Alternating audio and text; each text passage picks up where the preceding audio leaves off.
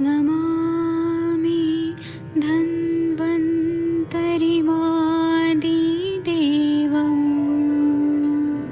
सुरासुरैर्वन्दितपादपद्मम् लोके जरारुभयमृत्युनाशम् दातारमीशम् विविधौषधीनां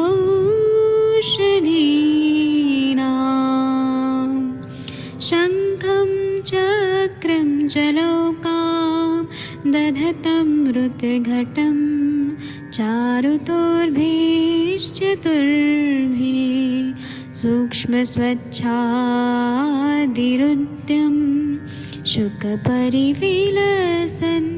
मौलिमं भोजनेत्रम् कालाम्बोदोज्ज्वलाङ्गं कटितटविलसत् चारुपीताम्बराढ्यं वन्दे धन्वन्तरिन्तं निखिलगदमिव प्रौढदावाग्निनीलम्।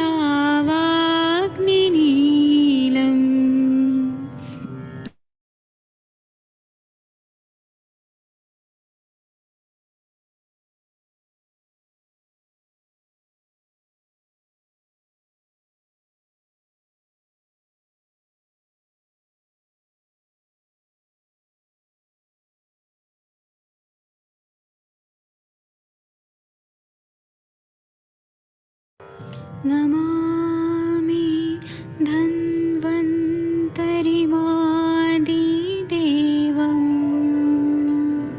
सुरासुरैर्वन्दितपादपद्मम् लोके जरारुभयमृत्युनाशम् दातारमीशम् विविधौषधीनां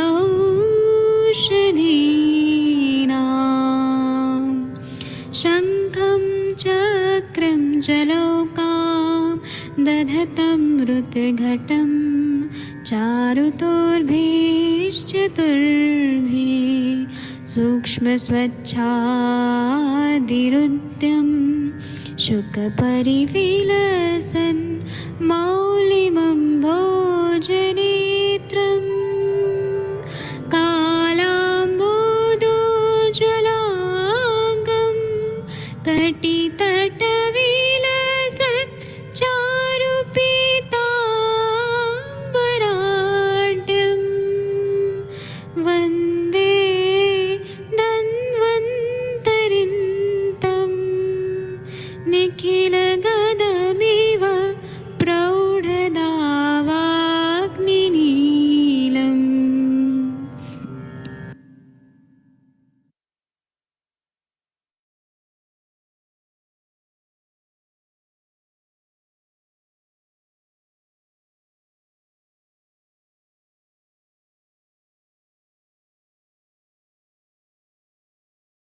प्रणाम सभी लोगों को। मैं वैद्य अरविंद पाठक पुणे महाराष्ट्र से आप सभी लोगों का स्वागत करता हूं। सभी लोगों को कोटि कोटि प्रणाम करता हूं। हमारे पास ना बहुत सारे ऐसे पेशेंट आते हैं जिनको गुद भ्रंश होता है, योनि भ्रंश होता है। तो आज हम लोग इसी पे चर्चा करेंगे कि जो अलग अलग टाइप का प्रोलैप्स होता है तो उसको किस तरह से हमें मैनेज करना चाहिए, कैसे डायग्नोसिस करना चाहिए, उसका हेतु कैसा होता है। और आयुर्वेद ऐसा ही सिखाया गया है, हेतु लिंग औषध। तो पहले हेतु देखेंगे, फिर लक्षण देखेंगे, फिर उसके बाद में औषध और चिकित्सा के बारे में हम लोग चर्चा करेंगे। मैं यहाँ पर कुछ लोगों को को होस्ट भी बना देता हूँ कि कोई भी अगर नेटवर्क का प्रॉब्लम हो तो आप लोग उसको मैनेज करिएगा। हमारे ऐसे अनुभव में ऐसा है, मेरा पर्सनल प्रैक्टिस में ऐसा आया है कि जब भी हमारे पास गुद भ्रंश के पेशेंट आते हैं ना, रेक्टल प्रोलैप्स के, तो उनको मैं करंज तेल का बस्ती देता हूँ, मात्रा बस्ती। उसके बाद में कुछ मैं धूपन संस्कार करता हूँ, जैसे कि अजवाइन हो गया, सौंफ हो गया, सोया हो गया। फिर उसके बाद में अगरबत्ती का अगरू हो गया, कुछ धूप हो गया या हवन सामग्री जो अच्छा देवदार वगैरह से बना है हवन सामग्री। इसका अगर हमने थोड़ा सा ये दिया मतलब धूपन संस्कार किया, दूर से धुआं लगना चाहिए, तो इससे इन्फेक्शन कम होके और बस्ती से पेशेंट को काफी हद तक फायदा होता है। और पेशेंट को अगर पाइल्स भी है उसके साथ में, तो वह भी, अगर सूजन आया है, वह भी कम हो जाता है। तो आज हम लोग इसी पे चर्चा करेंगे। आप सबके सब भारत के सर्वश्रेष्ठ चिकित्सक हैं। आप लोग देखिए कि आप लोग के स्क्रीन पे ऐसे कुछ दिख रहा है, गुदभ्रंश। मैंने आज ये लेक्चर के लिए बहुत मेहनत से बहुत नोट्स बनाए हैं। आप लोग को अगर चाहिए तो मैं इसका पीडीएफ शेयर कर सकता हूँ। आप सबके सब भारत के सर्वश्रेष्ठ चिकित्सक हैं, इसलिए मैं आप लोग को ये सारा चीजें प्रस्तुत कर रहा हूँ। गुदभ्रंश का मतलब क्या होता है कि अंग बाहर आना, जो अंदर का भाग है वह बाहर आना, इसलिए उसको भ्रंश। और ये वायु के वजह से होता है। भ्रंश, व्यास, फिर स्त्रंस, ग्रह, ये सारी चीजें जो होती है ना, ये सब वायु के विकृत होने की वजह से होती है। तो अंग बाहर आना, तो इसमें गुद भाग भी बाहर आ सकता है, मतलब अंदर का रेक्टम का भाग भी बाहर आ सकता है, या योनि का भाग भी बाहर आ सकता है। तो स्नायु में आकुंचन और प्रसरण जो होता है, मतलब फ्लेक्शन और एक्सटेंशन और बहुत सारे जो उसमें क्रियाएं होती हैं, वह विकृत हो जाता है। और वहां पे लूजपन आता है, वो मतलब लूज हो जाती है, जो स्नायु जो रेक्टल मसल्स रहती हैं वो वीक हो जाती हैं बहुत ज्यादा। और ये ना बहुत ज्यादा बाहर की तरफ निकल जाती हैं, और फिर ये उधर की उधर ही रहती है, अंदर नहीं जा पाती हैं। तो इसका मतलब अब ये क्या है कि फ्लेक्शन, एक्सटेंशन, अडक्शन, अबडक्शन, ये तो हमने पढ़ा है पूरा। तो यहाँ पे जो है ना आकुंचन और प्रसरण, ये जो प्रक्रिया है, ये कौन करता है? तो स्नायु करते हैं, या फिर हम मसल्स ऐसे बोलेंगे, मसल्स करते हैं, टेंडन्स, लिगामेंट्स, तो जॉइंट्स में रहते हैं टेंडन, लिगामेंट्स। तो यहाँ पे मसल्स को ही हम कंसिडर करते हैं। तो रेक्टल मसल्स जो रहते हैं उनका ही काम रहता है मतलब आकुंचन और प्रसरण करना। तो क्या होता है कि अगर किसी को वॉशरूम को जाना है और उसने गुदा के स्नायु को बहुत ज्यादा जोर लगाया, बहुत ज्यादा जोर लगाया, और एक दिन नहीं बहुत बार जोर लगाया, तो उसकी वजह से कभी कभी गुद भाग बाहर आ जाता है, या योनि भाग बाहर आ जाता है। जब डिलीवरी के टाइम पे तो बहुत ऐसा होता है कि प्रोलैप्स हो जाता है। तो उसके कारण बहुत सारे होते हैं, उस पर हम लोग बात करेंगे। लेकिन इसमें जो बाहर आ गया भाग वो अंदर नहीं जा पाता है, वो बाहर का बाहर ही रहता है। उसका जो लौचिकपना जो है वह कम हो जाता है। तो इसके वजह से गुद भाग या योनि भाग का जो अंदर का भाग है वो वैसे का वैसे ही रहता है, या बहुत ज्यादा बाहर आ जाता है। तो सारा खेल जो है ये हमारा वायु का खेल है। ये वायु ही इसको पूरी तरह से विकृत करती है, शिथिल करती है, शिथिलता बहुत ज्यादा आ जाती है। तो और वायु पे अगर नियंत्रण करना है और स्नायु के करना है, तो हमें जो चिकित्सा है वो वायु की चिकित्सा करते हैं। तभी हम लोग बस्ती या गुद पिचु, योनि पिचु, स्नेहन, धूपन, ये जब हम करते हैं तभी हमें इसका चिकित्सा समझ आता है। अब अगर हम गुद भ्रंश के बारे में बात करें, तो गुद भ्रंश होने के क्या कारण है? तो अगर किसी को बार बार ये जो आ रहा है, प्रेशर आ रहा है मोशन का, मल त्याग का प्रेशर आ रहा है, और उसको उसने रोक के रखा बहुत देर तक, और जब वो गया वॉशरूम को, तो उसने जोर लगा के पूरी ताकत लगा दी वो पॉटी को साफ करने के लिए, पूरा ताकत लगा दिया। तो इसके वजह से जो प्रवाहन और कुंथन होता है, और वो एक दिन नहीं बार बार होना, या किसी को कॉन्स्टिपेशन है, तो एक तो वेग को आने के बाद रोक के और फिर वेग को निकालना, वेगान धारित न उदीरित ऐसे बोला है। वेगों को जबरदस्ती उदीरण करना, यह एक कारण होता है। पहले वेगों को रोका है और उसको फिर निकालने का कोशिश किया, ये कारण होता है। नहीं तो दूसरा कारण होता है कि वेग को जबरदस्ती निकालना, ये होता है। इसके साथ में वायु के वर्धक आहार विहार का सेवन करना। जैसे कि लोग क्या करते हैं कि बहुत ज्यादा बासी खाना खाते हैं। बासी खाना जो है वो गैस बहुत ज्यादा फॉर्मेशन करता है, अपान वायु समान वायु को विकृत करता है। तो सड़ा हुआ खाना खाना जो बासी है, जो इसमें फ्रिज में रखा हुआ है, या ठंडा चीजें बहुत ज्यादा खाना, इसी तरह से तीखा चीज बहुत ज्यादा खाना, गरम मसाले वाला और नॉनवेज वगैरह बहुत ज्यादा खाना, तेल वाला चीज खाना जो बहुत ज्यादा गैस उत्पन्न करता है, बॉडी में आत्मा नाटो और आंत्र कूजन ये बहुत बार बार करता है, या रुक्ष चीजें बहुत ज्यादा खाना, इसी तरह चूड़ा का सेवन ज्यादा करना, उसी तरह से पकोड़े ज्यादा खाना, उसी तरह से मिक्सचर खाना बहुत ज्यादा, जो बेसन से बनाए हुए चीजें हैं वह बहुत ज्यादा मात्रा में तेल में भून के वो खाना। उसी तरह से अगर किसी को भूख नहीं लगी है तब भी टाइम हो गया इसलिए खाना खाना, और या फिर लेट खाना खाना, भूख का टाइम चला गया तब खाना खाना, तो इसको हम बोलते हैं अध्यशन। अध्यशन करना, और ये बार बार करना, बार बार ये कंटिन्यू बहुत सालों साल चल रहा है।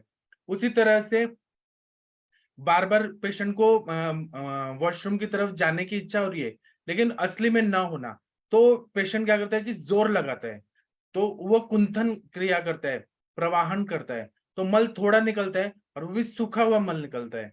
लेकिन वो पेशेंट को ऐसा फील होता है कि एक बार कर लो, पॉटी साफ कर लो तो हो जाएगा। तो इसमें बहुत ज्यादा जोर लगाया जाता है और उसका प्रभाव ये प्रोलैप्स के तरफ ऐसा हो जाता है। और या फिर मल प्रवृत्ति बहुत चिपचिपा होता है, साम मल प्रवृत्ति होती है, या फिर जो ये कफ होता है ना, बलगम, बलगम की तरह यह मल त्याग होता है, थोड़ा सा बलगम के साथ होता है मल त्याग। इसी तरह से कभी कभी ऐसा होता है कि कृमि हो जाते हैं पेट में, वर्म्स हो जाते हैं, और उसके वजह से भी ये प्रोलैप्स का कारण हो सकता है।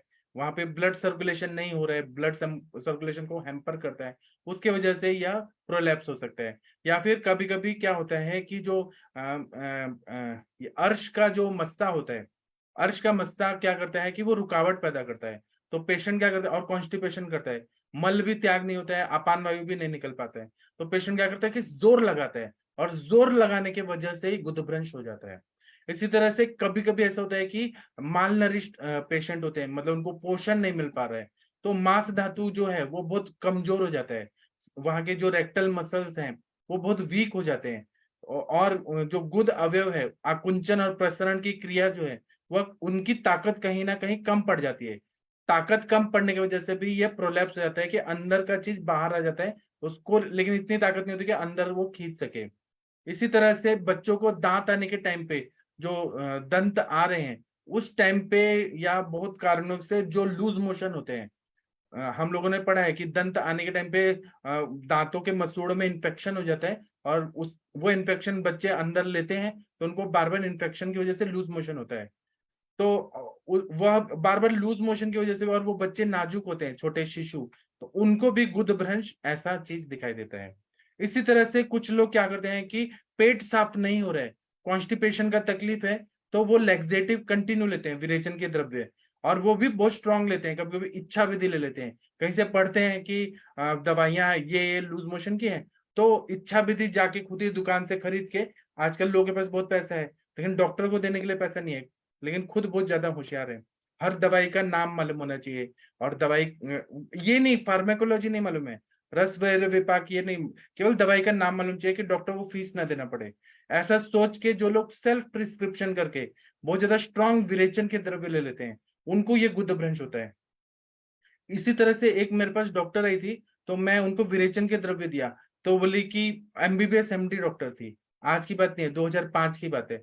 तो वो बोली कि आप मुझे, ये बहुत अच्छी दवाई है, मुझे आप साल भर का दे दीजिए, और जितना लेना है ले लीजिए पैसा, 1 पाव आधा किलो ऐसे कुछ तो ले लिया था उन्होंने। और वो बोली कि आप मेरे पेशेंट को मैं देना चाहती हूँ, मेरे रिलेटिव को देना चाहती हूँ फॉरेन में, लेकिन उन्होंने मुझसे झूठ बोला। और वो ना क्या करती थी कि दिन भर चॉकलेट खाती थी, ब्रेड खाती थी, बिस्किट खाती थी, जंक फूड खाती थी, और रोज एक गोली खा लेती थी। तो ऐसा करते करते उन्होंने 6 महीना कंटिन्यू रोज लिया वो दवाई, रोज लिया, दिन भर कुछ भी खाओ और रात को वो विरेचन के द्रव्य लो। तो उनको ना गुदभ्रंश हो गया। तो वो बोली मैं तो परेशान हो गई, अब मैं क्या करूं। फिर उनको सर्जरी कराना पड़ा, क्योंकि उनको आयुर्वेद का चिकित्सा पे विश्वास नहीं था, और खुद ज्यादा होशियार थी। मैं किसी का होशियारी पे नहीं सवाल पैदा कर रहा हूँ, लेकिन उन्होंने सेल्फ मेडिकेशन जो किया कि पेट साफ होना चाहिए और दिन भर कुछ, और इसका मेन कारण रोगाः सर्वेपि मंदाग्नो, अग्नि मंद होना, वायु का प्रकोप होना, यह भी होता है। तो अगर वो जंक फूड खा रही है, आम उत्पत्ति बहुत ज्यादा है, ये नहीं है कॉन्सेप्ट की मलावष्टम्भ बार बार क्यों हो रहा है, रोज रोज क्यों हो रहा है। तो अगर चॉकलेट अगर कोई खाएगा बहुत ज्यादा, और वेट को मेंटेन करने के लिए विरेचन द्रव्य रोज खाएगा, और चॉकलेट भी खाएगा, उल्टा पुल्टा भी खाएगा, तो ये तो बहुत बेकार चीज है। दूसरा क्या है कि एलोपैथी, मैं किसी भी साइंस को बुराई नहीं कर रहा हूँ, बस मैं ये बता रहा हूँ कि आजकल जो डॉक्टर एमबीबीएस एमडी करके निकल रहे हैं, उन लोगों को बेसिक चीज नहीं सिखाया जाता है। उनको क्या सिखाया जाता है कि आप रिपोर्ट्स देखो, पैथोलॉजिकल रिपोर्ट्स देखो, रेडियोलॉजिकल रिपोर्ट्स देखो, एक्सरे और सीटी स्कैन और एमआरआई स्कैन देखो, और जो भी आपका इन्वेस्टिगेशन है, ईसीजी का ये ग्राफ देखो, ये देखो, और इससे आप बीमारी है कि नहीं है वो डायग्नोज करो, और उस चीज को आप ठीक कर दो, बस इलाज ठीक, मतलब पेशेंट ठीक हो गया। इसका परिणाम क्या होता है कि कभी कभी पेशेंट बीमार रहता है, उसकी अग्नि मंद रहती है, उसको भूख नहीं लग रहा है, लेकिन जो पैथोलॉजिकल रिपोर्ट्स आ रहे हैं हमारा, मतलब वो नॉर्मल है, रिपोर्ट्स नॉर्मल है, लेकिन पेशेंट बीमार है, उसका अग्निमंद है, भूख नहीं लग रही है, सब कुछ है, लेकिन वो, और हम लोग कैसे बोलते हैं स्वस्थ की परिभाषा, समदोषा समाग्निश समधातु मल क्रिया प्रसन्नात्मेन्द्र मना स्वस्थ भी देते। हम आत्मा इंद्रिय मन को भी मानते हैं, अग्नि को भी मानते हैं, दोष को भी, धातु मल सबको मानते हैं। अगर वो सब ठीक है तभी हम स्वस्थ मानते हैं। पेशेंट यहाँ बीमार है लेकिन उसके रिपोर्ट्स नॉर्मल आ रहे हैं, तो वो डिसाइड कर लिया जाता है कि आप अभी ठीक है, आप जो खाना है वो खाओ, और वो फिर और जाके बड़ी बीमारी में फंस जाता है। या फिर दूसरा एक कंडीशन ऐसा आता है कि पेशेंट ठीक है, कोई उसको बीमारी नहीं है, अग्नि अच्छा है, सब कुछ अच्छा है, लेकिन रिपोर्ट्स में कुछ गड़बड़ हो जाता है, और वो कभी कभी लैब का जो किट यूज किया जाता है उसमें अगर गड़बड़ है, जैसे कोलेस्ट्रॉल बढ़ गया है, उसका एलडीएल बढ़ गया है, फिर एचडीएल बढ़ गया है, उस रिपोर्ट के हिसाब से, अब वो ह्यूमन एरर भी हो सकता है, मशीन का एरर भी हो सकता है, लेकिन वो रिपोर्ट्स देख के और दवाइयां शुरू कर दी जाती है, अनावश्यक बहुत सारी दवाइयां दे दी जाती है, और उसके साइड इफेक्ट्स होते हैं। तो ये जो पैमाना आजकल के डॉक्टर्स को है, मैं सारे एलोपैथी डॉक्टर्स को नहीं बोल रहा हूँ, जो आजकल ये पैमाना है कि रिपोर्ट्स देख के आप पेशेंट को, कोई भी इंसान को स्वस्थ बोलते हैं या बीमार बोलते हैं, यह बात बहुत गलत है। आपको क्लिनिकल डायग्नोसिस करना चाहिए। और इसी तरह से आयुर्वेद के भी जो बीएमएस डॉक्टर्स हैं, जो जीपी करते हैं, जनरल प्रैक्टिस, उन लोगों को भी मैं ये बोलूंगा कि आप ना पूरी तरह से आप लक्षण देखिए, पेशेंट को कैसा मन हो रहा है, मतलब पूरा शरीर कैसा है, मन कैसा है, इंद्रिय कैसा है, वह देख के आप स्वस्थ है कि बीमार है, लक्षण कैसे हैं, क्लिनिकल डायग्नोसिस पे ज्यादा ध्यान दीजिए। केवल रिपोर्ट्स देख के ही मत डायग्नोस करिए कि ये पेशेंट ठीक है या बीमार है।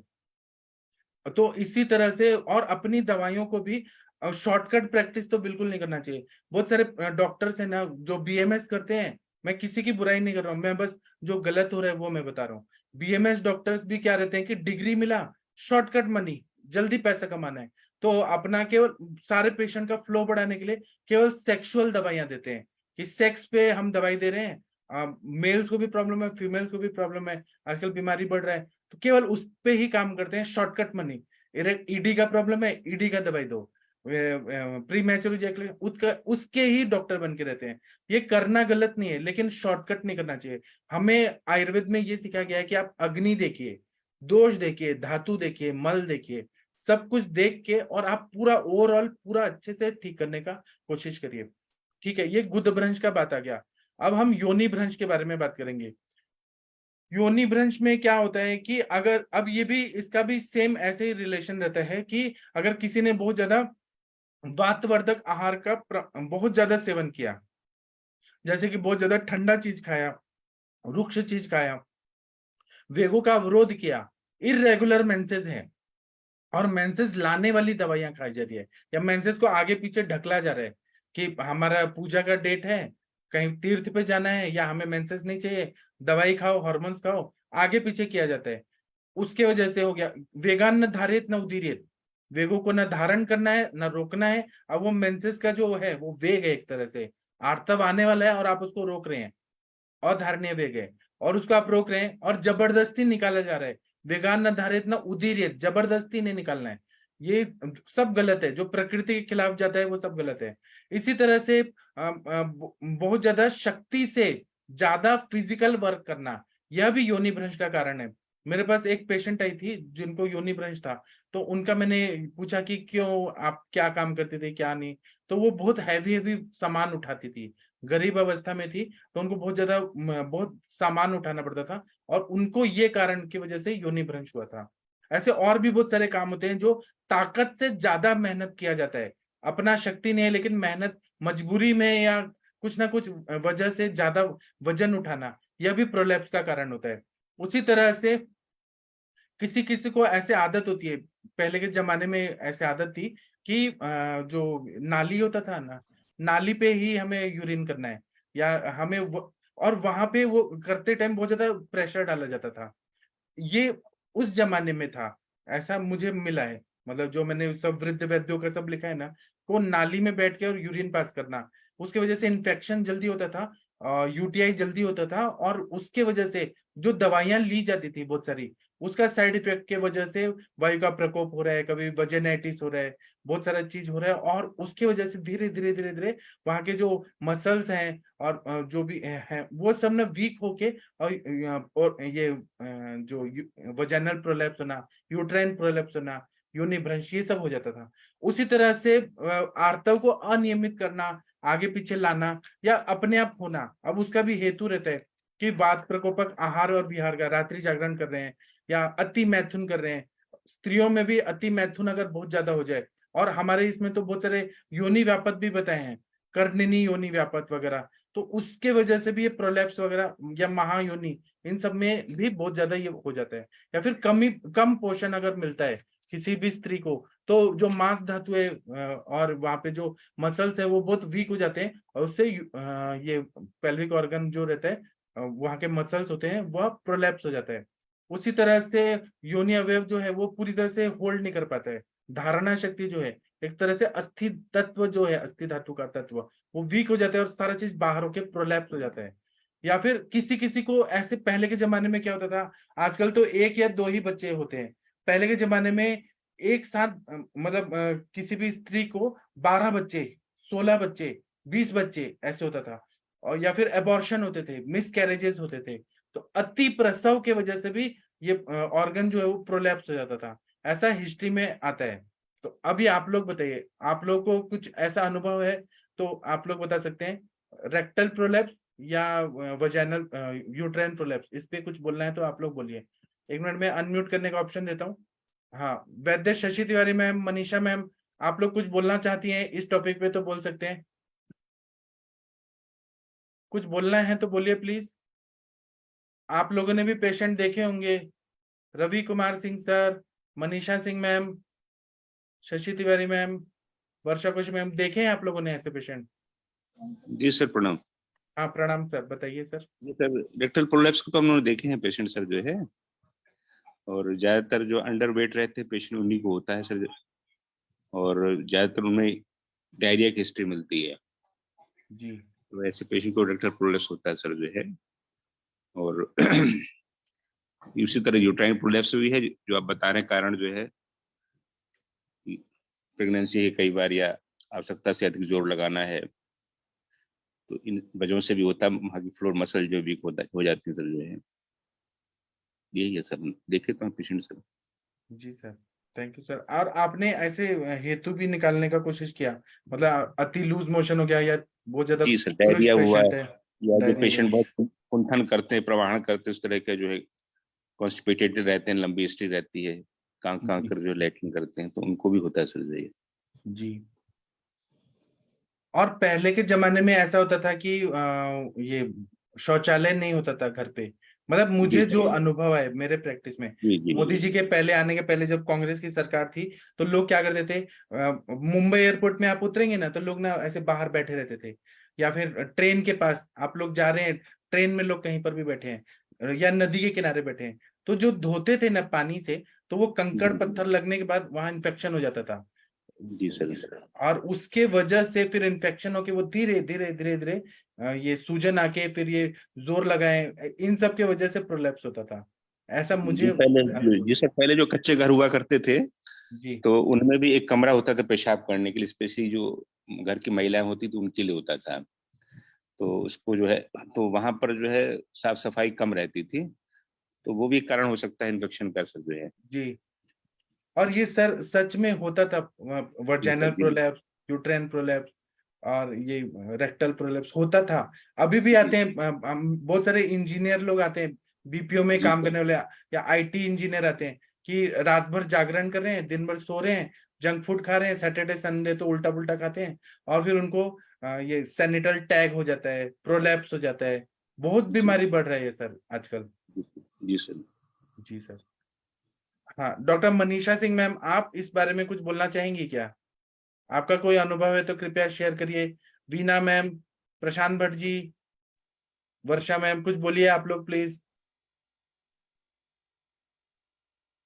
बोलिए बोलिए। हाँ अगर सर, आप लोग प्रणाम। नहीं बोलेंगे तो मैं आगे बढ़ूंगा, बोलिए जी प्लीज। जी सर, प्रणाम सर। इसमें आपने जो बताया सर बहुत अच्छे से, और हेतु तो यही मिलता है, कहीं ना कहीं ग्रहणी दृष्टि होती है धीरे धीरे खान पान आहार विहार। और जो शौचालय में संक्रमण का बताए हैं, ये तो 70% इसमें हो जाता है कि लोग अभी भी स्वच्छता के प्रति लोगों में इतनी अवेयरनेस नहीं है जितना होना चाहिए। तो एक ये भी कारण है। और प्रवाहिका से बार बार होने से, जो कल हमारी चर्चा हो रही थी आम होने पर, तो कई रोगियों में मैंने बहुत समय तक उसको आम होना और बार कुंठ करना, बार मल प्रवाहित करने के लिए जाना लेकिन होना नहीं, तो उसमें भी ये सारे लक्षण आ जाते हैं। और महिलाओं के जैसे है कि घर में डिलीवरी होती थी पहले, तो बहुत ज्यादा सेफली नहीं होती थी, उसके वजह से भी हो जाना। और लंबे समय तक कफ खांसी होते रहना, खांसने से भी कई ऐसे सिम्टम्स आए हैं पेशेंटों में कि लंबे समय तक खांसी हो रही है और कॉन्स्टिपेशन बना हुआ है, प्रेशर दे रहे हैं, तो ये बाहर आ जाता है। तो ये सारे लक्षण तो है सर, और इसमें अवेयरनेस की बहुत ज्यादा जरूरत है। जी सर, वो हैवी वेट उठाने से भी सर ने बताया, तो ये भी हो जाता है कि नाभि नीचे आ जाती है, यूट्रस भी बाहर आ जाता है। तो नाभि को सेट करना, ये भी एक वैद्य की बहुत अनोखी कला है कि वो फिर ठीक ही नहीं होता जब तक नाभि अपने जगह नहीं जाता है। तो नाभि को सेट करने के लिए 2-3 उसके सिस्टम है। तो 2-3 प्रकार से नाभि को बैठा करके, और फिर कई महिलाओं को तो उसमें ही ठीक हो गया है, हो जाता है। और सर दूसरी बात है कि इसमें जो खान पान आहार विहार है वो तो मेन है ही। दीपन पाचन सही नहीं हो पाना, और टाइम वो लोग ट्रीटमेंट लेते हैं, चिकित्सा लेते हैं, लेकिन इतने अच्छी सी व्यवस्था नहीं मिल पाती है कि स्नेहन होना और पित्त का मेन क्या है, इस स्नेहन का तो वायु- कॉन्सेप्ट ही नहीं है आजकल के डॉक्टर लोग को। स्नेहन नहीं ना और वात का प्रकोप होना, ये तो सबसे मेन है यहाँ पे। नहीं सर, कल इतना अच्छा टॉपिक था कि मल इसके लिए कितनी अच्छी व्यवस्था है कि पहले हमें वायु का अनुलोमन करके और फिर उसको भेदन करके, फिर लेखन करके, फिर उसका प्रवाहन कराना तीसरे जी। चौथे स्टेज में। अभी तो तुरंत चाहिए लोगों को, तुरंत आज दिए आपने कल तो हुआ ही नहीं हमको। तो ये वायु दृष्टि से बहुत दिक्कत होता है। और बहुत अच्छे से मल का पचन करके आंतों को सुरक्षित रखते हुए, अभी तो लगभग सबके म्यूकस निकल के जो एंडोडर्मिस है वो सबकी खत्म हो जाती है, पाचक रस बननी, रुक्षता पूरी भरी पड़ी है। लेकिन सिस्टमेटिक करेंगे तो फिर आयुर्वेदिक महंगा है, 7 दिन लगेगा, 15 दिन लगेगा, 3 महीने लगेगा, ऐसा है। जी सर, बहुत जी। अच्छा टॉपिक है सर। और इसमें और क्या है clear कि कुछ मैं आदत बता रहा हूँ, ये तो अलग है, ये गुदभ्रंश वाला। कुछ ऐसा आदत है भारतीय लोगों में जो बहुत गंदा आदत है। आप देखेंगे ना कि सिंगापुर या चाइना या कोई ऐसे, जापान, वहां पे ना थूकना मना है। अगर आप रोड पे थूक लिया और सीसीटीवी कैमरा लगाता है, तुरंत पेनल्टी फाइन लग लगता है। जाती है, पेनल्टी लग जाती जी। पेनल्टी लगता है। और इसमें इंडिया में कैसे है ना, आप जा रहे हैं, जितने कहीं भी ड्राइवर लोग हैं, कार कहीं वाले हैं, भी कहीं पर भी थूकते रहते हैं। गुटखा खाएंगे, अभी पान खाएंगे और थूक देंगे। जी सर, ये अभी मैं आदत। भूटान गई थी, इतना नीट एंड क्लीन और इतना अवेयरनेस इतना ज्यादा कि यदि कोई आपके कैरी छोटा सा गिरा भी है तो वो ड्राइवर उठा के रख लेते हैं अपने गाड़ी में, और वो फिर ले जाके डस्टबिन में डालते हैं। और अच्छी पेनल्टी है उनकी, देख लिया तो सीसीटीवी कैमरे से वो गाड़ी वाले को ही पेनल्टी देना पड़ता है। वही तो। वो और अलग यहाँ पे अवेयरनेस है। और सारा जो पब्लिक जो दीवार रहता है ना, सब थूक थूक के कहीं यूरिन कर रहे हैं, कहीं कुत्ते आ रहे हैं, कहीं कचरा फेंक रहे हैं। ये जो अपना हैबिट है भारतीय लोगों का, बहुत बेकार है यहाँ पे। सर कुछ बोल बैंकों में दिया तो जाएंगे तो वो कॉर्नर में मिलता है, कहीं ऑफिस में जाएंगे तो वहां मिलता है। कितना बेकार है। मतलब ये जो संस्कार है ना, बहुत बेकार आ गया है। और किसी को कुछ बोल दिया ना तो और लड़ाई करेंगे। ये नहीं कि हम सुधारेंगे, ये कुछ, ये जो चीजें हैं ना, बहुत बेकार है अपने भारतीय लोगों में। हमें एक्सेप्ट करना चाहिए कि गलत है तो गलत है। जी सर, ट्रेनों में भी यही हाल है सर। आप फर्स्ट क्लास में जाइए, AC2 में जाइए, कहीं भी जाइए, पूरी गंदगी मची हुई है। बिल्कुल अवेयरनेस नहीं है लोगों को स्वच्छता के प्रति। और एसी में जो कंबल और ये मिलते हैं ना, वो सब चोरी कर लेते हैं लोग। चोर हाँ प्रवृत्ति भी है। बहुत ही बेकार है इंडियन लोगों में। सर, मतलब वो अपने देश के डिब्बे, लोग हैं लेकिन ट्रेन बहुत के बेकार डिब्बे है। चैन में बंधे रहते हैं, ये कितनी बड़ी कलंक है देश के प्रति।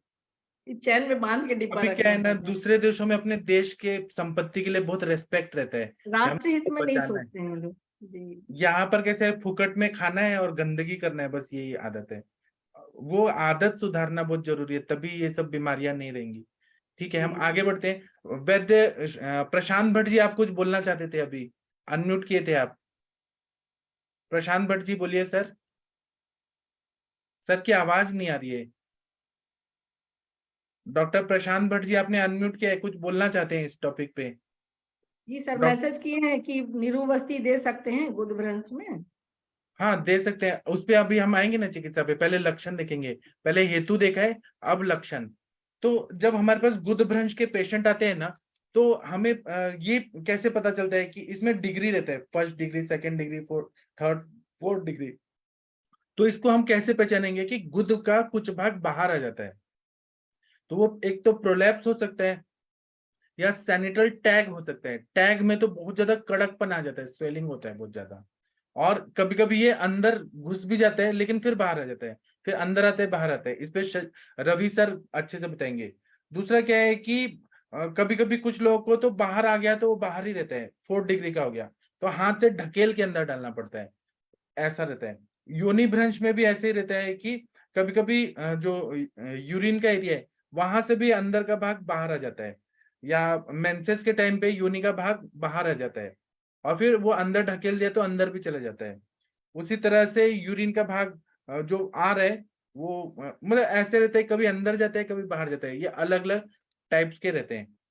तो हमें जो एग्जामिनेशन करना है वो ऐसे नहीं करना है, इमेजिन करके नहीं करना है। अगर पेशेंट हमारे पास बोल रहा है कि हाँ हमें प्रोलैप्स हो रहा है, कुछ तो चीज बाहर आ रहा है, तो हमें पूरी तरह से चेक करना है। तो पहले तो हमें ये देखना है कि उसको, पेशेंट को सब निकाल के, कपड़े निकाल के वो बैठे और बोलना है कि पॉटी करने जैसा बैठ जाओ आप, और फिर देखो, फिर जोर लगाओ तो कितना भाग बाहर आ रहा है देखना है, और मतलब कितना सेंटीमीटर, कितना बाहर आ रहा है वो पहले देखना है, और कितने देर तक वो बाहर रह रहा है। या हमें पेशेंट से पूछना है कि आप बताओ, या फोटोग्राफ लेके हमें दिखाओ। और उसको अंदर ढकेलने पे वो जाता है क्या, बहुत टाइम लगता है क्या ढकेलने में, अंदर डालने में। ऐसे परीक्षण प्रश्न से या फोटो से कैसे भी हमें जानना है, बिना जाने ऐसे अंधकार में तीर ऐसे नहीं मारना है। उसी तरह से कभी कभी हमें ये देखना पड़ता है कि सैनिटल टैग है, तो जो गुदवली है वहां पे पाइल्स भी है क्या, रेडनेस बहुत ज्यादा है क्या, या फिर वहां पे फिशर है क्या, फिस्टुला है क्या, या फिर पाइल्स है, ये सबको भी परीक्षण करना है। मतलब वहां पे भगंदर है क्या, वो सब पूरे अच्छे से देखना है। फिर आप लोग कुछ बताना चाहें तो बता सकते हैं इस पे। लक्षण के हिसाब से आप लोगों ने कुछ देखा है तो ऐसा बता सकते हैं, डिग्री के हिसाब से। डॉक्टर रवि सर, आपने कुछ देखा है तो आप कृपया गाइड करिए सर। किसी को कुछ बोलना है तो बोलिए। अब इसमें चिकित्सा क्या करना है, तो पेट में वायु बहुत ज्यादा जमा हो रहा है, वायु के प्रकोपक कारण ही इसमें मेन कारण होते हैं। अंदर से प्रेशर आ रहा है वायु का, तो इस पे ध्यान देना है। और वैसे ही मल मूत्र का वेग कम ज्यादा कैसे हो रहा है वो देखना है। मल मूत्र का वेग बहुत ज्यादा आ रहा है और पेशेंट ने कंट्रोल करके रखा है, वो बाहर आने के टाइम, मल मूत्र बाहर आने के बाद कितना हो रहा है कितना नहीं, जोर लगाने की प्रक्रिया कितना है, वह सब देख। एक तो मेरे पास पेशेंट आया था, 22 साल का इंजीनियरिंग का बच्चा आया था। तो वो क्या बोलता था कि मेरे को ना पॉटी आती ही नहीं है, सुबह गर्म पानी पीता हूँ, फिर जंप मारता हूँ, 100 बार जंप मारने के बाद फिर प्रेशर आता है, और फिर उसको प्रोलैप्स भी था, तो जंप मारने के बाद आ रहा था। तो मैंने उसको पूछा कि आप घी कितना खाए हैं बचपन से, तो नहीं नहीं हमने घी नहीं खाया है, और वेगावरोध और जंक फूड खाना, वृक्ष चीजें खाना, यही सब हिस्ट्री था। तो ऐसे भी लोग रहते हैं बहुत ज्यादा। तो हमें ये देखना है कि वायु को अगर हमने दीपन पाचन अनुलोमन किया तो ये भ्रंश जो है वो कम हो जाता है, और हमें सर्जरी की जरूरत नहीं पड़ती है। अगर सर्जरी बचाना है तो हमें तो दीपन पाचन अनुलोमन से बहुत तरह से काम हो सकता है। प्रशांत भट्ट जी, आप कुछ बोलना चाहते हैं क्या? अब हम चिकित्सा पे आ रहे हैं, कुछ बोलना है तो आप बोल सकते हैं, नहीं तो मैं चिकित्सा बताऊंगा। मैंने बहुत सारे नोट्स से पढ़ के और सिंप्लीफाई करके ये सब बताने का कोशिश कर रहा हूँ, ताकि कोई भी बीएमएस का बच्चा भी है उसको भी ये चीजें समझ आए। ठीक है, अभी आप चिकित्सा सुनिए, उसके बाद में आप लोग बताइएगा। जब हमारे पास पेशेंट आता है कि फर्स्ट डिग्री का प्रोलैप्स हो रहा है या योनि भ्रंश हो रहा है, तो हमें कुटजादि कषाय या कुटजा रिष्ट देना है। पहले दीपन पाचन अनुलोमन, और उसके बाद में कुटजादि कषाय 3-3 चम्मच पानी के साथ देना है, कुटजा रिष्ट देना है। उसी तरह से अभ्यारिष्ट देना है कि मल अच्छे से निकल जाए, अपान वायु अच्छे से निकल जाए। इसी तरह से वहां पे इन्फेक्शन है कहीं ना कहीं और वायु का अनुलोमन भी करना है, तो इसमें त्रिफला गुगुल, कैशर गुगुल, अमृता गुगुल इसको दें। और त्रिफला गुगुल थोड़ा ज्यादा मात्रा में भी दे सकते हैं, 5-5 गोली भी त्रिफला गुगुल दें, सुबह अच्छे से पेट साफ हो जाता है। इसी तरह से अगर पेट साफ ठीक से नहीं हो रहा है तो त्रिफला चूर्ण, गर्म पानी संदेह, गंधक हरित की चूर्ण, सुख सारक चूर्ण, हरित की चूर्ण, इसमें से एक दवाई पेशेंट के हिसाब से सेलेक्ट करना है, या एरंड तेल को सेलेक्ट करना है, शुंठी के साथ देना है, रात में देना है, गर्म पानी के साथ, थोड़ा कोष्ण जल के साथ देना है। अगर किसी ने बहुत ज्यादा तीखा अचार खा लिया, मिर्ची का अचार खा लिया या मिर्ची के पकोड़े खा लिए, तो उसको बार बार मिर्ची खाने के वजह से बार बार शौच को जाना पड़ रहा है, तो और फिर कभी कभी उसमें गुदभ्रंश हो गया है, तो इसमें नागकेशर चूर्ण पानी के साथ देना है या तंडुलोदक के साथ देना है मिश्री डाल के। तो वो मिर्ची से जो जलन हो रही है और बार बार जाना पड़ रहा है और गुद का कुछ भाग बाहर आ रहा है, वह कंट्रोल कर देता है नागकेशर और तंडुलोदक और मिश्री, ये देने से ठीक हो जाता है। इसी तरह से वहां पे कोई इन्फेक्शन जैसा लग रहा है तो शब्दोद्घृत जो है वो पूरा गुद भाग को ऐसे लगा देना है। हमारे सर तो बोलते हैं कि कैलाश जीवन पूरा लगा दो, वो से इन्फेक्शन कम हो जाएगा और वहां सॉफ्टनेस आ जाएगा। तो शब्दोद्घृत भी अच्छा है या कैलाश जीवन भी अच्छा है। अगर किसी को मांस धातु क्षीण हो गया है, पतला इंसान है बहुत ज्यादा और पोषण कम है, तो उसको हमें वजन बढ़ाना है, तो हम उसको शतावरी घृत, विदार्यादि घृत, अश्वगंधा घृत खाने के लिए देते हैं। तो वो जो भी खाना खाएगा ना, तो बृहणीय गण के जो द्रव्य है, शतावरी घृत, घृत है तो वजन बढ़ाता है, अग्नि को भी अच्छा करता है। तो शतावरी घृत, विदार्यादि घृत या कुष्मांड अवले, कुष्मांड पाक, अश्वगंधा अवले, ऐसे द्रव्य देने से उसका वजन बढ़ने लगता है। इसी तरह से शतावरी कल्प जो है वो 2-2, 3-3 चम्मच दूध के साथ, गर्म दूध के साथ रोज 2 टाइम देना है, उससे उसका वजन बढ़ने लगता है। इसी तरह से योनि भ्रंश के हमारे पास पेशेंट आते हैं, तो योनि भ्रंश के पेशेंट जो आ रही हैं तो उनका पूरा हेतु निकाल के हेतु सेवन बंद कराना है। और अभी देखिए जैसे ये अभी दिख रहा है आपको यहाँ पे स्क्रीन पे, इस तरह का कंडीशन रहता है, तो इसको भी हमें ठीक करना है। यूट्रस का प्रोलैप्स होता है या फिर ये पूरा गुद भाग का प्रोलैप्स हो रहा है, तो योनि भ्रंश में शतावरी घृत जो है सुबह शाम देना है। अगर बहुत वीकनेस आ रहा है तो शतावरी कल्प बहुत अच्छा दूध के साथ देना, लेडीज माता बहनों को देना बहुत अच्छा रहता है। और किसी का बुराई नहीं करना है कि आपने ये किया आप गुनहगार हो, ऐसा नहीं करना है। हमें उनको ये फिजियोलॉजी बताना है, पैथोलॉजी बताना है कि ऐसा आपको मालूम नहीं था, या फिर वजन ज्यादा उठाया है, कोई मजबूरी में, पहले पानी का बहुत ज्यादा प्रॉब्लम था तो लोग दूर दूर से पानी लेके आते थे या बाल्टी उठाते थे, बहुत ज्यादा मजबूरी भी हो सकता है, कोई जानबूझ के थोड़ा ना करता है। तो उनको हमें बोलना है, सांत्वना देना है कि आप ठीक हो जाएंगे, लेकिन ये चीज करिए। उसी तरह से मांस धातु को ताकत देने के लिए अश्वगंधा अवले, अश्वगंधा घृत, वेदार्यादि लेहम, ये जो मैंने बताया वो सब देना है। और मेंसेस जो है वो नियमित और साफ होना चाहिए, बिना पेन का, एक भी दिन एक भी मिनट पेन नहीं होना चाहिए। इसके लिए मेंसेस के पहले ही कुमारी ऐसा दे दें सुबह शाम पानी के साथ, तो उससे बहुत अच्छा। और इसी तरह से कन्या लोहादिवटी दे दें, कन्या लोहादिवटी से मेंसेस रेगुलर हो जाता है। जिनको भी थोड़ा भी डिसमेनोरिया पेन हो रहा है तो उनको पहले से अगर दे दिया जाए, हमारे सर बोलते हैं कि सारे लोगों को कन्या लोहादिवटी दे दीजिए, रस पाचक रक्त पाचक दे दीजिए, ताप्य दिलो नवायस लो, तो मेंसेस अच्छा ही हो जाता है। उसी तरह से अगर बहुत देर तक रक्त जा रहे और रक्त प्रदर जैसा है इतिहास और उसके वजह से प्रोलैप्स हो रहे, तो वो प्रदर को ठीक करने के लिए प्रवाल, कामदूधा, चंदनादिवटी, नागकेशर चूर्ण, गुलकंद, आंवले का मुरब्बा, ये सब चीजें ना, या कुटजा रेश, नागकेशर चूर्ण, बोलबद्ध रस, प्रद्रांतक लो, प्रद्रांतक वटी, ये सब देने से बहुत अच्छा फायदा होता है। और तब भी अगर हो रहा है तो हमें कुछ बल देने वाले बस्तियां देनी है, गुद भ्रंश में भी योनि भ्रंश में भी। तो बल देने वाली बस्तियां जैसे कि चंदन बड़ा लाक्षादि तेल, बला अश्वगंधादि लाक्षादि तेल, ये बहुत बढ़िया है। अश्वगंधादि तेल, इसका मात्रा बस्ती रोज देना है। और योनि के भाग में पिचू रखने के लिए देना है, शतावरी घृत का दीजिए या अश्वगंधा घृत, विदार्यादि घृत, उसका पिचू रखने से वहां के मसल्स को स्ट्रेंथ मिलता है। प्रोलैप्स में भी हम ऐसे ही करते हैं, शीर बला तेल का अगर बस्ती दे दिया, मात्रा बस्ती।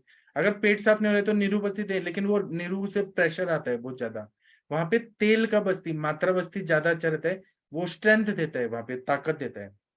इसी तरह से चंदन जो है, जिस तरह से हम भगवान को लगाते हैं घिसने के बाद, वैसे ही चंदन को वहां पे लगा दे, योनि भाग के अंदर बाहर या फिर गुद भाग में लगा दे, उससे बहुत ज्यादा ठंडक मिलती है और पेशेंट का बहुत अच्छा फायदा होता है।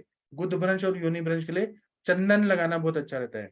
इसी तरह से मेंसेस के टाइम पे मेहनत नहीं करना है, पूरी तरह से रेस्ट करना है, ऐसा हमें बोल देना है। इसी तरह से पेट साफ नहीं हो रहा है, यूरिन अच्छे से नहीं हो रहा है, तो गोक्षुर आदि गुगुल दे दें, रसायन चूर्ण दे दें, तो अच्छे से यूरिन क्लियर होता है। लेकिन पेशेंट को बोलना है जोर नहीं लगाना है। अगर पॉटी भी नहीं हो रहा है, जोर नहीं लगाना है। वेगान न धारित न उदीरित, इस पे ज्यादा जोर देना है। काउंसलिंग करना बहुत जरूरी होता है, तो उससे बहुत अच्छा फायदा होता है। सर्जरी कराने के बाद भी पेशेंट ठीक हो जाता है ऐसा नहीं है, उसको पेट की समस्याएं रहती हैं, आम रहता है, गैस का प्रॉब्लम रहता ही रहता है। तो हमें ये पूरा उसको संस्कार देना है कि आपको दीपन पाचन पे ज्यादा ध्यान देना है, बिना भूख के नहीं खाना खाना है, अध्यशन नहीं करना है, विषमासन, विरुद्धासन, अनशन, ये सब नहीं करना है। ठीक है, आप लोगों को कुछ बोलना है तो बोलिए, मैं बाद में थोड़ी देर के बाद बोलता हूँ। रवि सर आप कृपया बोलिए सर। जी सर। सर आपने कैसे इलाज किया है वो कृपया बताइए सर। हम लोग तो सर तो सर्जरी करते हैं सर, उसमें 2 ग्रेड है, एक जो पार्शियल प्रोलैप्स है और दूसरा कंप्लीट प्रोलैप्स है। तो पार्शियल प्रोलैप्स में तो सर जो है हम लोग बाहर से ही ऑपरेशन कर देते हैं जी, और जो है अगर कंप्लीट प्रोलैप्स है तो फिर अंदर से होता है सर वो। तो सर वो ठीक है, उसके साथ में क्या दवाइयां देते हैं सर्जरी के साथ में? वो तो सर फिर दीपन पाचन ये सब तो औषधियाँ दी जाती है, जी सर। लग्जेटिव है, सॉफ्ट लग्जेटिव ये सब देते हैं। जी हार्ट से बात वगैरह कराते हैं सर जो है। जी, सीट्स बात, हाँ जी, अवगाहन चिकित्सा। जी बहुत अच्छा सर आपने बताया। सर्जिकल पार्ट भी बहुत ही इंपॉर्टेंट है, और अपने चरक संहिता में बोला है बहुत जगह कि याय धर्मांतरणाम अधिकार, धन्वंतरी संप्रदाय के लोगों के पास आप भेज दीजिए शल्य चिकित्सा के लिए, जो चीज हमसे नहीं होता है, तो वो भी बहुत ही इंपॉर्टेंट चीज है सर्जरी। जी सर, थैंक यू सर। और कविता मैम आप कुछ बोलना चाहेंगी ये टॉपिक पे, प्रोलैप्स या टॉपिक पे, या प्रशांत भट्ट जी कुछ बोलना चाहेंगे? वीना मैम कुछ बोलना चाहते हैं तो बोलिए, आदित्य सर कुछ बोलना चाहते हैं तो बोल सकते हैं इस टॉपिक पे। मेरा थोड़ा सा रह गया है। हाँ प्रशांत भट्ट जी आवाज आ रही, आवाज नहीं आ रही है आपकी। प्रशांत भट्ट जी ने अनम्यूट किया लेकिन आवाज नहीं आ रही है। शशि तिवारी मैम कुछ बोलना चाहती हैं आप? रवि कुमार सिंह सर और कुछ बोलना है? वर्षा कौशिक मैम नहीं बोलना है तो आप और सुनिए। जब हमारे पास गुदभ्रंश के पेशेंट आते हैं एक काय चिकित्सक के पास, तो हमें क्या क्या कर सकते हैं? तो करंज तेल का हम 50 ml तक मात्रा बस्ती दे सकते हैं। अगर बहुत ज्यादा वहां पे ऐसे पाइल्स जैसा कंडीशन है, पाइल्स भी है और स्वेलिंग भी है, तो उसमें हम धूपन चिकित्सा कर सकते हैं। अगरू, वचा, अजवाइन, फिर सोया, इनका लेके और यवकुट चूर्ण को लेके, और जो ये रहते हैं कोयला या गोबर के ऊपर थोड़ा सा जला के उसका धूपन देना है। जितना सहन होता है उतना ही धूपन देना है, ज्यादा नहीं देना है। उससे स्वेलिंग कम हो जाता है। मेन उद्देश्य है कि धूपन से स्वेलिंग और इन्फेक्शन कम हो जाता है, और जो बाहर आया भाग है ना वो संकुचित हो जाता है हीट से। मतलब वहां पे शीत गुण बढ़ गया है, बहुत ज्यादा शिथिलता आ गई है वायु की वजह से। तो जब हम धूपन करते हैं ना तो वह संकुचित हो जाता है थोड़ा धूपन से। उसी तरह से शब्दोद्घृत लगा देना है वहां पे, तो इससे बहुत अच्छा फायदा होता है। इसी तरह से योनि भ्रंश अगर हो रहा है, तो योनि भ्रंश में मेंसेस के बाद 5वें दिन के बाद उसमें हम लोग क्या करते हैं कि योनि धावन करना है। योनि धावन से, और वो भी कषाय रसात्मक द्रव्य, तो जो पंचवल्कल के जो है ना द्रव्य, जैसे बरगद है, उदुम्बर है, पीपल है, जामुन, पंचवल्कल भी और बाकी भी, जामुन है, आम है, इनका जो छाल होता है जो भी मिले उसको कूट के और उसका काढ़ा बनाना है। और उसी पानी से जो काढ़ा बनाए, कषाय बहुत ज्यादा होता है, बरगद का भी छाल ले लिया, उदुम्बर, पीपल का पेड़ बहुत काम का है चीज, जामुन, आम, इससे हमें क्या करना है कि योनि धावन करना है। और अगर वो काढ़े का उत्तर बस्ती पॉसिबल है, जिनको आता है, जो एक्सपर्टाइज है, उत्तर बस्ती 7 दिन तक देना है, जितना पॉसिबल है। पूरा अंदर नहीं डालना है, इंटरनल लॉस से अंदर नहीं डालना है, हमें अंदर जितना जा सकता है सर्विक्स के एरिया तक उतना ही उत्तर बस्ती देना है, अंदर की जरूरत नहीं है। जिससे वहां के जो बाहर के जो मसल्स है ना उनको स्ट्रेंथ मिले। इसी तरह से दूध कह सकते हैं ना, जी हाउस वुड मोटी करनी है तो अंदर डालना पड़ेगा, बट दूध नहीं, दे सकते हैं साथ में, पिचू रख सकते हैं। हाँ पिचू या डुश, मुझे वही कहना था, योनि धावन करके थोड़ा सा डुश टाइप ऐसे रख देना है। बराबर, आपने सही शब्द बोला। उसी तरह से डुश के बाद क्या करना है, योनि भाग में शतावरी तेल में डुबाया हुआ जो पिचू है वह रख दें। पहले योनि धावन करें, इन्फेक्शन को ठीक करें, उत्तर बस्ती मतलब बाहरी बाहर डुश टाइप करके, फिर शतावरी तेल में डुबाया हुआ पिचू वहां रख देना है। उसके बाद में भी और करना है तो डुश के बाद उसमें कपास का पट्टी रख दें कि उसको कवर करके रखें। उसके बाद में मेंसेस के टाइम पे जो भी गर्ल या लेडी है उनका पैर ऊपर करके और लेटने को बोलें, मतलब पिलो रख के पैर ऊपर करके लेटें। ऐसे करने से ज्यादा रेस्ट करने को बोलना है। या मेंसेस के टाइम भी ऐसे बोलना है कि मेंसेस जब आ रहे हैं ना तो वो बाहर ना है प्रोलैप्स, मेंसेस के टाइम हैवी मेंसेस आ रहे हैं नॉर्मल भी, तो पैर ऊपर करके लेटे तो रेस्ट करे, वो ज्यादा अच्छा रहता है। इसी तरह से अगर मेंसेस के टाइम पे भी प्रोलैप्स बहुत ज्यादा आ रहा है तो उसमें हमें जामुन का जो छाल होता है उसको घिसना है, जामुन के छाल को पानी में डाल के घिसना है और वो पीने के लिए देना है, घिस के पानी में से घोल के और पीने के लिए देना है। तो जामुन का जो छाल रहता है वो बहुत अच्छा ये प्रोलैप्स को इंटरनली लेने से, मतलब पेट में लेने से भी फायदा करता है। इसी तरह से गुद भाग या योनि का भाग बाहर आ जा रहा है और वो अंदर से नहीं जा रहा है और बार बार तकलीफ हो रहा है, तो हमें तो पहले ट्राई करना चाहिए कि हम शतदौत लगा रहे हैं, जात्यादि तेल लगा रहे हैं, कुछ ना कुछ मेडिसिन जो है जो स्नेहन करके अंदर घुसाने का कोशिश कर रहे हैं, या सेनाइट्रल टैग है तो हम कोशिश करते हैं। अगर नहीं हो रहा है ये सबसे, तब हमें शस्त्र कर्म के लिए भेज देना चाहिए। उसमें थोड़ा भी संकोच नहीं करना चाहिए, सर्जन ही उसको ठीक से कट पिट करके और अच्छे से सुचरिंग करके उसको अच्छे से बैठा सकते हैं।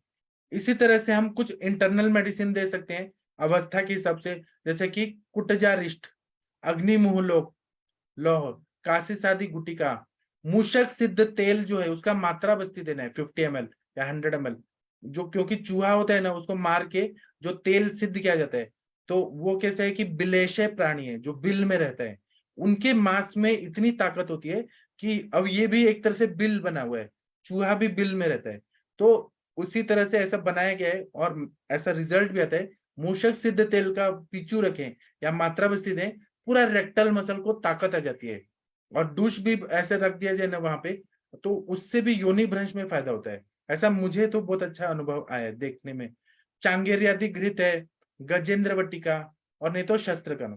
योनि भ्रंश में खरपर रसायन है, मूषिक आदि तेल का पिचू अच्छा है, पुष्यानुक चूर्ण बहुत बढ़िया काम करता है। अगर रक्त प्रदर ऐसा है मेनोरेजिया मेटोरेजिया, पुष्यानुक चूर्ण खाने के लिए दीजिए तंडुलोदक के साथ। चुक्र तेल करके एक आता है, या सर्जरी। जी अब आप लोग बताइए, आप लोग का कोई और ऐसा है पॉइंट तो। इसमें सर अस्थि मज्जा का पाचक भी दे सकते हैं। हाँ सर, हाँ मांसपाचक भी। मांसपाचक अस्थि मज्जा पाचक, क्योंकि वहां मसल की इलास्टिसिटी लॉस हो जाती है सर, जी तो इसलिए अस्थि मज्जा पाचक काम करेगा। वो तो बहुत बढ़िया आपने बताया, अस्थि मज्जा पाचक, क्योंकि वो अस्थि धातु धारण करने की शक्ति रखता है, धारणा शक्ति वीक हो गई है, इसलिए अस्थि मज्जा पाचक बहुत सही है। उसमें मूषक सिद्ध तेल का पिचू रख के या बस्ती मात्रा बस्ती देके देखिए इतना बढ़िया रिजल्ट आता है ना, बहुत बढ़िया आता है। मिलता नहीं सर जो जल्दी। आप महाराष्ट्र में चूहे में आपको ऐसे गिफ्ट दूंगा। जी जी, मेरे पास मिलता है, चूहा भी मिलता है और तेल भी मिलता है सर। मूषक तेल का सर फैलोपियन ट्यूबल ब्लॉकेज में भी अच्छा रोल है। हाँ हाँ जी सर, बिलेशे वाले जो प्राणी रहते हैं ना वो चूहा कहीं पर भी छेद कर देता है, तो ट्यूबल ब्लॉक में उसका पिचू सॉरी उत्तर बस्ती बहुत बढ़िया काम करता है, ट्यूबल ब्लॉक को खोल देता है सर। जी सर। मेरी आवाज आ रही है सर? आप बहुत बढ़िया आ रही है सर। सर इसमें स्वर्ण योग में क्या दे सकते हैं? स्वर्ण योग में हमें अभी ये देखना है कि पेशेंट बहुत क्रुश है, तो वजन बढ़ाने के लिए स्वर्ण मालिनी वसंत बहुत अच्छा काम करता है। मसल्स को ताकत देना है, स्वर्ण मालिनी वसंत, सिद्ध मकर ध्वज, यही देते हैं हम लोग। वंदना मैम आप कुछ बोल रही हैं? ये आपने खुटियारिष्ट के बाद कुछ बताया था, वो क्या बताया था? कुटिचारिष्ट हम कब देते हैं मैम? जब जैसे कि मेंसेस आ रहे हैं, हैवी मेंसेस आ रहे हैं, रुक नहीं रहा। तो आपने बताया कि जब मेंसेस आ रहे हो और कोलैप्स हो रहा है उस समय खुटियारिष्ट दें, उसके बाद आपने एक और कुछ बताया था, अग्नि समथिंग। हाँ, वो नोट्स में कुटजारिष्ट है अग्निमुख लोह, अग्निमुख लोह करके एक रस आता है, वटी आते हैं, अग्निमुख लोह। आपको ये नोट से एक है, ये बहुत ही दुर्लभ चीजों से मैंने बनाया है, मैं आपको सब दे दूंगा। फिर काशी सादी गुटी है, चांगेर आदि घृत है, मूषक तेल का मात्रा बस्ती है, ये सब है। आप लोगों के पास और भी ऐसे पेशेंट आते होंगे।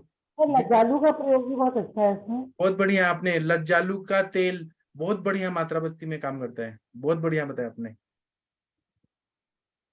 हाँ, डॉक्टर सर प्रशांत जी, आप कुछ बोलना सर चाहते मूषक तेल जैसे सर महंगा आता है मूषक तेल, तो कितना मात्रा हैं? बस्ती ऐसा से नहीं है 5 सर, ml?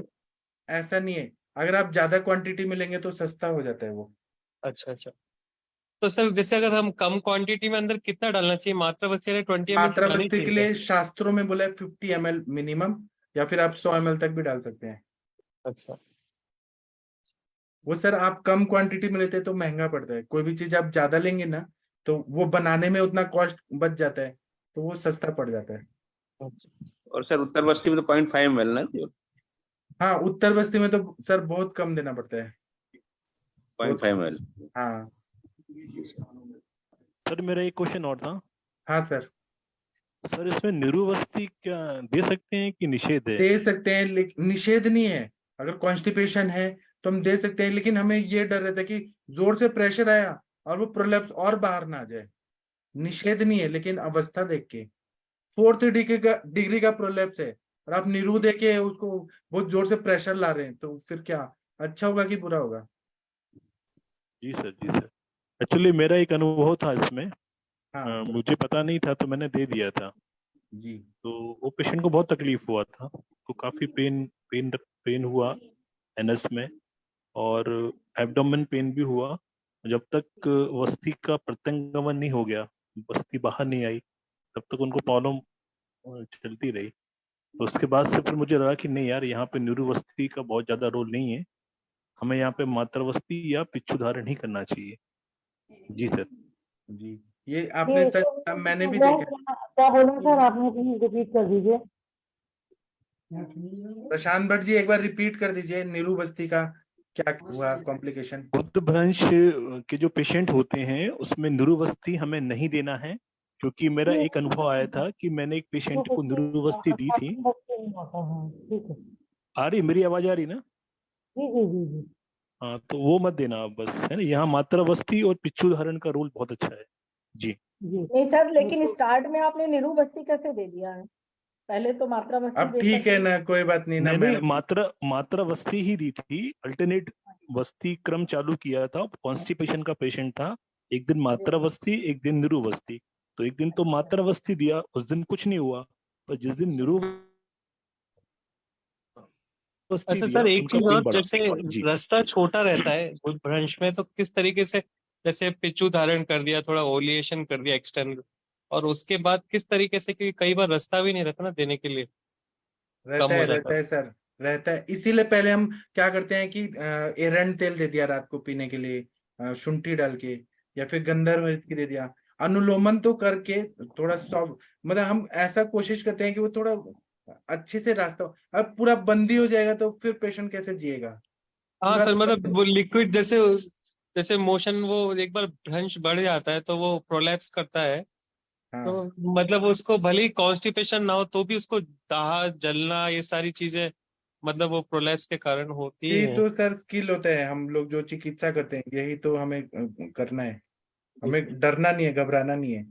कब कौन से पूरा बंद नहीं होता कि स्टेनोस्ट हो गया, पूरा बंद हो गया। हाँ सर, नहीं पूरा तो नहीं होता सर। हाँ तो सर, जब ये शिशु धारण कराते हैं तो मतलब जैसे हम पैकिंग नहीं करते हैं, तो मतलब पेशेंट को दो तरीके से, कंप्लीट कोलैप्स तो है नहीं, कंप्लीट कोलैप्स में तो फिर वो सर्जरी के लिए इंडिकेटेड है, बट जब ये कंप्लीट प्रेसिडेंशियल नहीं है तो उसके पहले, तो जब हम मैनुअली टिश्यू रखते हैं तो वो वहाँ पे टिश्यू रख सकते हैं, मतलब यूरिनेट कराने के बाद पेशेंट को इतना स्थान होता है कि आप रख सकते हैं, थोड़ा ज़्यादा डालना रहता है टिश्यू बड़ा, और वो आराम से उसको वो सस्टेन कर लेते हैं। 45-50 मिनट की अगर वो रख लेता है पेशेंट तो वो असर करता है। जी जी जी, और वो त्रिफला के मतलब या पंचफल्कल के काढ़े पे वॉश करके मतलब 6 बार देके पोजीशन में लिटाते हैं पेशेंट को, और उसके बाद जैसे एक रेगुलर डूच होता है उस तरीके से किया जाता है। वहां पर सर प्रोक्टेटिस हो जाती है ना, इसलिए स्वेलिंग हो जाती है। जी जी ठीक है सर। यहाँ पे सर ने बहुत अच्छी बात बोली है कि उद्भ्रंश या योनि भ्रंश में सबसे बड़ा जो रोल है वो है वात का, कि वहाँ वात का प्रकोप हुआ है, वहाँ की मसल्स की जो नरिशमेंट है वो कम हो गई है, वहाँ की मसल्स वीक हो गई हैं। तो वहाँ पे आप जब भी मात्रा वस्ती देंगे या वहाँ पे आपका पिच्चू धारण करेंगे। मेरे पास एक पेशेंट आया था किसी का गुदवंश का, तो मैंने उनको यही कराया था कि भाई रोज रात में अपना तेल में डुबा के कॉस पीस और आपको रखना है। तो उससे उनको बहुत फायदा हुआ था। और ऐसी एक पेशेंट और आई थी मेरे पास, वो हालांकि योनि भ्रंश की नहीं थी, वो उनकी योनि में ड्राइनेस काफी रहती थी। तो उसमें भी बहुत ज्यादा दवाइयां कुछ नहीं दी थी, खाली वहां पे पिच्चू धारण ही कराया था। यहाँ पे बला अश्वगंधा, चंदन बला, अश्वगंधा बला, इस टाइप के तेल का अगर अपन पिच्चू धारण कराते हैं तो वहाँ का टोन वापस आ जाता है, मसल्स का स्ट्रेंथ बढ़ जाता है और बहुत फायदा होता है। जी सर। और तो ये इसके थेरेपी मतलब वैसे पूरे बॉडी के लिए भी बहुत अच्छा रहता है। मात्रावस्थी जो बल्ले के रूप में अगर देना है, जैसे मसल रास्टिंग वगैरह हो रही है या पेशेंट को मसल्स में वीकनेस है, तो ये तो हमने वहाँ पर लोकल उसके लिए दिया है, बट इसका असर पूरे में होता है अच्छे से। बराबर आपने सही बताया, ये सही बताया। इसी तरह से हमें पथ्य पे भी ध्यान देना चाहिए। आप कोई भी चिकित्सा करें, सर्जरी करें या काय चिकित्सा करें, कुछ भी चिकित्सा कर रहे हैं, उसके साथ में पथ्य पेशेंट को जरूर समझाना है कि पेट में हवा जमा हो रही है, डिस्टेंशन हो रहा है, पेट डब हो रहा है, पेट फूल रहा है, पेट में बहुत ज्यादा ऐसा लग रहा है कि पेट फट जाएगा या फिर यूरिन को या मल को अवरोध होगा, ऐसा खाना पीना नहीं खाना है। उनको बता देना है, लिस्ट देना है कि क्या क्या, जैसे रूखा सूखा स्प्राउटेड चीजें, दाल, फिर उसी तरह से सूखा मांस, सूखा साग, ऐसी चीजों को नहीं देना है, खाना है, पूरी लाइफ नहीं खाना है। उनको समझाना है कि वायु का प्रकोप होता है और इसकी वजह से प्रोलैप्स फिर हो सकता है। इसी तरह से बहुत बार मोशन को जाना पड़ रहा है, ऐसे खाने पीने का चीजें नहीं देना है। बहुत ज्यादा चटपटा, पानी पूरी, गोलगप्पे का पानी बहुत ज्यादा पिया जाता है खाने के लिए। और ये हमें दवाइयां भी बहुत विरेचन नहीं कराना है पेशेंट को। या फिर रात को लेट खाना खा रहे हैं, रात को 2 बजे खा रहे हैं, ऐसा नहीं खाना है। बिना भूख के नहीं खाना है, बिना टाइम के नहीं खाना है। और खाना भूख लगी है और उसको स्किप किया जा रहा है, ये सब नहीं करना है। रात्रि का जागरण नहीं करना है, चिंता नहीं करना है, मैथुन नहीं करना है, बहुत ज्यादा अति मैथुन या अति श्रम का काम नहीं करना है। वायु को हमें बचाना है। वायु को बचा दिया तो ये प्रोलैप्स को हम जीत सकते हैं। शरीर में कहीं पर भी वायु नहीं बढ़ना चाहिए। उसी तरह से चना, चना जो है वो बहुत बेकार है, वो पेशेंट को मना करना है कि आप चना मत खाइए। आलू, फिर ये मटर, फिर पोहा, चुरमुरा, चूड़ा, मेवा मिठाई, तेलकट चीजें, ठंडी चीजें, बासी खाना, ये पूरी तरह से बंद करना है उनको, पूरी लाइफ नहीं खाना है।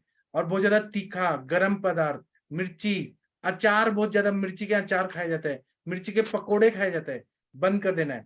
इसी तरह से योनि भ्रंश के लिए बोलना है कि कोई भी ऐसा खान पान या आहार विहार नहीं करना है जिससे मेंसेस, आपका जो साइकिल है, मेंस्ट्रुअल साइकिल, वो बिगड़े, ऐसा आहार नहीं खाना है।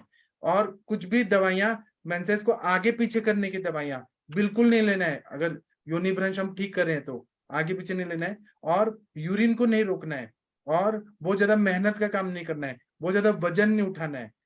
जितना मेंसेस के टाइम पे आप विश्रांति लें, रेस्ट करें मेंटली और फिजिकली, उतना अच्छा है। और तीखा, खट्टा, नमकीन या फिर वायु को बढ़ाने वाली चीजें वो बिल्कुल नहीं खाना है। जंक फूड नहीं खाना है, मैदा का पिज्जा वगैरह, burger, pizza, bread, biscuit, fermented चीजें जो अग्नि को मंद करे, वो नहीं खाना है। अगर इस सब को ध्यान नहीं दिया तो कुछ और भी बीमारियां हो सकती हैं, जैसे कि अर्श हो सकता है, साथ में परिकर्तिका हो सकता है, फिशर, पाइल्स हो सकता है, ब्लीडिंग पाइल्स भी हो सकता है, कॉन्स्टिपेशन हो सकता है, पक्वाशयगत वात हो सकता है, प्रवाहिका हो सकता है, रक्तज प्रवाहिका, अल्सरेटिव कोलाइटिस, क्रॉन्स डिजीज भी साथ में हो सकता है। उसी तरह से योनि भ्रंश के साथ में योनि शोथ होता है, गर्भाशय शोथ होता है, पूरा अत्यार्थ होता है, जो एडिनोमायोसिस, एंडोमेट्रियोसिस, ऐसे बड़े बड़े बीमारियां होती है। या जिनको ये होता है अति प्रसव, तो उनको भी बोलना है कि आप 1 या 2 बच्चे करो, बार बार बहुत सारे बच्चों का, मतलब ऐसे कुछ कम्युनिटी है, कुछ रिलीजन है जिसमें ऐसे बोला जाता है कि अल्लाह की देन है, आप बहुत सारे बच्चे उत्पन्न करो। तो उनको बताना है कि हेल्थ खराब होता है, आप ये सबको नहीं करिए, आज का जमाना बदल गया है, आप थोड़ा बदलिए। हाँ जी बोलिए। क्या वाली? ठीक है, इसी तरह से कोई भी हमें खाने पीने में वायु का प्रकोप हो, इसको नहीं हो, योनि के स्नायु और गुद के स्नायु को ताकत मिले, तो कुछ कुछ एक्सरसाइजेस भी है, कीगल एक्सरसाइज वगैरह, वो भी करने के लिए बोलना है। और शुक्र को बचाना है, स्त्रियों में भी अति मैथुन अगर हो रहा है तो वो नहीं करना है। उसी तरह से बहुत ज्यादा अति प्रसव, वो हो गया बात। उसी तरह से अपान वायु अच्छे से रोज का रोज निकले, मल मूत्र का त्याग अच्छे से हो, इसलिए दिनचर्या का पालन करना है, वॉकिंग करना है, सुबह जल्दी उठना है, दिन में नहीं सोना है, रात्रि में खाना खा के थोड़ा घूमना है। ये सब जब हम करते हैं ना तो पेशेंट को फिर कभी भी ये नहीं होता है, ये सारी चीजें। अब आप लोग को कुछ बोलना है तो बोलिए, नहीं तो सेशन बंद करते हैं। सर ये गुद भ्रंश में जैसे एक बार थोड़ा सा जैसे गंधा हरी तक्की दे दिया और एरंड का तेल दे दिया हरी तक्की के साथ, फिर सर जैसे भोजन में उसको जैसे मान योश और खाने एनर्जी के लिए थोड़ा सा क्या आप प्रेफर करेंगे, जैसे कि थोड़ा लिक्विड टाइप भी हो, निकल तो भी अपना जाए? अपना है ना युष कल्पना, मंड कल्पना, उससे जी एनर्जी जी आती है ना, दाल का जी पानी, चावल का पानी, जी वेजिटेबल जी। सूप से, अपने फ्रूट जूसेस है। अच्छा, जी जी तो जी। ये सब के लिए बता रहे हैं कौन सा? ये जो आप मतलब बता रहे हैं ना मंड पेड़ा वगैरह, ये सब के लिए बता रहे हैं।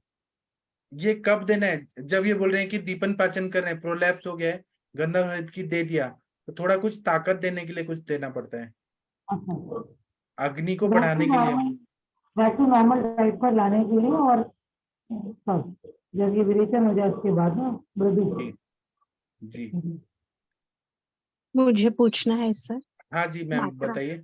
मात्रा बस्ती से व्रण नहीं होगा वहीं पे? हाँ तो उसका भी रहता है ना, हम लोगों ने पढ़ा है कि नेत्र ये जो रहता है नेत्र बस्ती, उससे बस्ती नेत्र, उससे व्यापक नहीं होना चाहिए। तो पूरे अच्छे से उसको ध्यान लगा, ग्लिसरीन लगा के धीरे धीरे वो डालना है। गुद भाग अगर डायलेट है तभी वो डालना है अच्छे से, इसलिए पीचू वगैरह करके फिर वो ध्यान से करना है, उसी का तो स्किल होता है। सर वो मूषकादि तैल। रबर कैथेटर होना चाहिए, सॉफ्ट कैथेटर होना चाहिए उसमें। हाँ। कैथेटर सॉफ्ट होना चाहिए सर। अभी ये पिचू का जस्ट आज ही एक बहुत अच्छा रिजल्ट आया है। एक लोको पायलट है, वो बैठ भी नहीं पा रहे थे, कहीं जी मेडिसिन उन्होंने ट्रीटमेंट लिया था सर्वाइकल के लिए, उसकी वजह से उनको बहुत समय से कॉन्स्टिपेशन चल रहा था जी और पाइल्स भी होगा, और इतना शोथ हो गया कि वो ना बैठ पा रहे हैं ना वो चेक करवाने को जा रहे हैं। बस बोले किसी तरह मेरे को बस आराम मिल जाए, इतनी बर्निंग हो रही। तो पिचू जी का इतना अच्छा अभी मैंने इंस्टेंट रिजल्ट देखा कि मोरी बिन्ना को दिया मैंने, और कुछ सप्तविंशति और गूगल वगैरह साथ में सूत शेखर लगा करके, और त्रिविध लेहम दे दी कि थोड़ा सा सॉफ्ट उनका मोशन होगा। इसबगोल बोला मैंने कि थोड़ा सा इसको दूध में डाल करके लेंगे। तो उन्होंने अभी कुछ भी नहीं लिया, और शाम को 11 बजे आए ट्रीटमेंट के लिए, और शाम को उन्होंने फोन किया 5 बजे कि मैम बहुत आराम लगा, और मैं तो ट्रेन भी लेके चल दिया, और मेरे को 80% रिलीफ मिल गया, जो वाह बेड भी नहीं, वाह कितना इतना बढ़िया। रिलीफ। तो सर ये पीचू जो है हमारा बहुत ही कारगर है, इसको बहुत अच्छे तरीके से दिया जाए। उनको बोली कि 3 बार उसको गुनगुना कर लेना आप घर में, और जी उसको 2-3 बार लगाओ आप, आपको बैठते बन जाएगा श्योर। जी और उन्होंने 5 बजे रिजल्ट दिया। तो सर ऐसे धीरे करके कैथेटर के द्वारा उनको बस्ती भी दिया जा सकता है, जी स्मूथली दिया जाए, सोच समझ के, कोई भी चीज बहुत जल्दबाजी में ना दिया जाए, क्योंकि ये काफी कॉम्प्लिकेटेड होता है। जी और इसमें ऐसा नहीं कि बस्ती देना है या निरू बस्ती देना है, तो पेशेंट को कॉम्प्लेक्स आ जाता है। जी। जी सर। सर मूषकादि तैल पिचू अवगाह स्वेद पंचवल्कल का, और उसके साथ मूलबंध लगाया तो भी रिजल्ट हाँ ज्यादा बहुत अच्छा। बढ़िया, ये भी रह गया था, ये जी मैम। मूल बंद तो सबसे अच्छा है। जी ये एक्सरसाइज जो सर आप बता रहे थे उसका भी बहुत बहुत ज्यादा बड़ा रोल है। जी मूलबंद भी महिलाओं में तो जैसे मुट्ठी बांध के और पंजे के बल पर के ऊपर और चलना, उनको बताना कम से कम 10 मिनट तक चलिए, वैसे उसमें भी बेनिफिट मिलता है। जी। तो आप लोग और भी ऐसे विषयों पे बात करना चाहते हैं, क्योंकि आप सब श्रेष्ठ चिकित्सक हैं, तो व्हाट्सएप ग्रुप में ज्वाइन हो जाइए जो लोग फेसबुक से देख रहे हैं। और ना अभी 8:15 बजे हम लोग चिकनगुनिया पे विस्तार से आयुर्वेदिक चिकित्सा, इस पे हम लोग चर्चा करने वाले हैं। चिकनगुनिया की चिकित्सा में लोग घबरा जाते हैं कि आयुर्वेद में क्या है, चिकनगुनिया, डेंगू में क्या है, तो और जिनको केस प्रेजेंट करना है वो भी कर सकते हैं, लेकिन चिकनगुनिया पे 8:15 पे हमारा लेक्चर होगा। ठीक है, तो मैं अभी सेशन बंद करता हूँ। थैंक यू, प्रणाम सभी लोगों को। और जो लोग यहाँ से देख रहे हैं फेसबुक से, वो लोग हमारे साथ जुड़ जाइए। अभी मैं सेशन बंद करता हूँ। थैंक यू, प्रणाम। थोड़ा ब्रेक के बाद फिर मिलते हैं।